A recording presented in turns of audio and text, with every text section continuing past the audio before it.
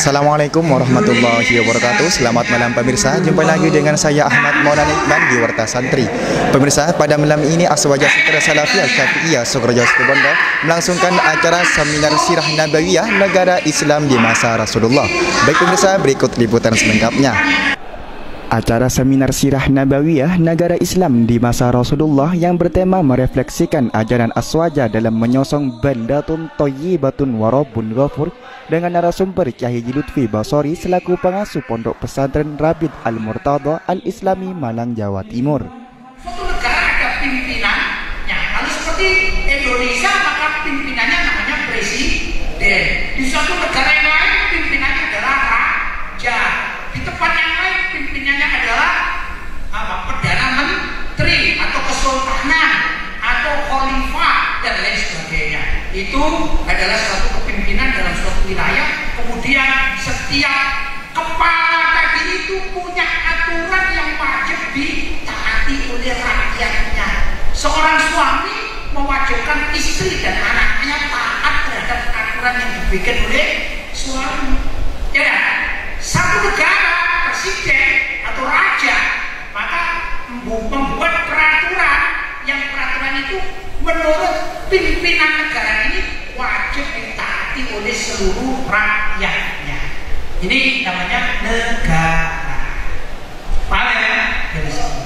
Nabi Muhammad SAW tatkala masuk kota Madinah, beliau melihat bahwa di Madinah itu masyarakatnya majmuk.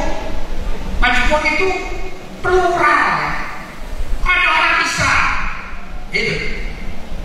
Ya maklum, orang Islam yaitu penduduk Ansor yang sudah masuk Islam, penduduk Madinah sudah masuk Islam, namanya umat Islam dari Ansor ya. Kemudian ada kaum Muhajirin itu dari kaum Ansor, ada kaum Muhajirin yang pindah dari Mekah menuju Madinah. Nah, saat awal Nabi Muhammad SAW masuk kota Madinah dan di situ sudah ada kaum Muhajirin dan Ansor, maka jumlah menurut sebagian riwayat kurang lebih, saya katakan kurang lebih, itu ada 1.500 orang Muslim baik Muhajirin dan Ansor.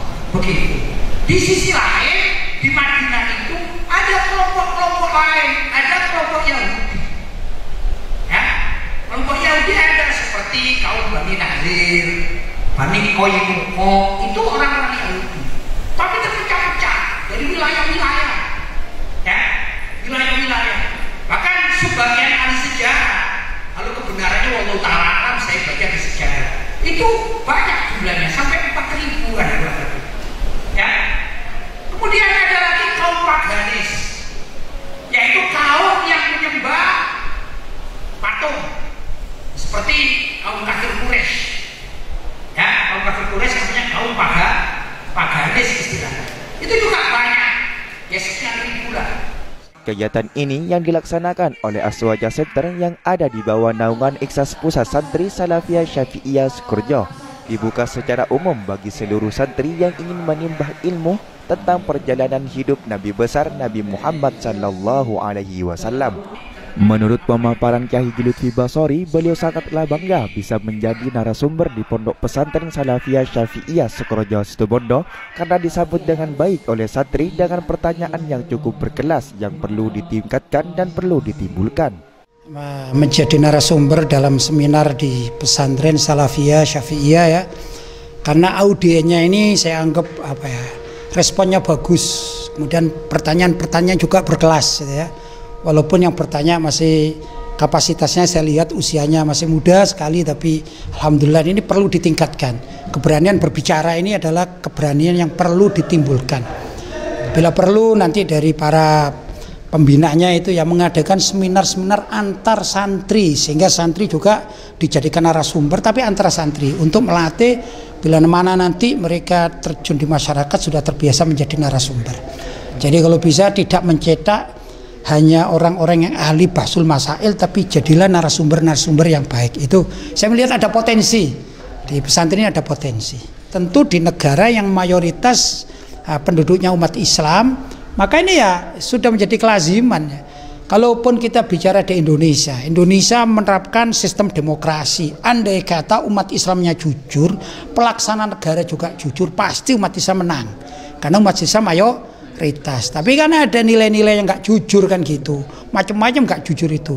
Ada umat Islamnya yang menengok sana, menengok sini, umat Islamnya nggak jujur gitu. Kalau umat Islam jujur, saya ini umat Islam, saya agama Islam, maka saya harus merujuk kepada apa yang diwajibkan dalam syariat Islam, yaitu merujuk pada Al-Quran, kepada hadis, kepada pendapat para ulama salaf atau ijma para ulama salaf dan kias yang dilakukan oleh para ulama. Kalau itu semuanya dilakukan dan umat Islamnya tahu diri, maka pasti akan bisa mengatur dirinya sendiri gitu ya. Yang kedua, pelaksana negara. Pelaksana negara itu kan macam-macam. Ada orang Islamnya, ada non muslimnya, ada Islam tapi ya cuman KTP-nya saja kan gitu, KTP Islam. Bisa dikatakan Islam KTP ya.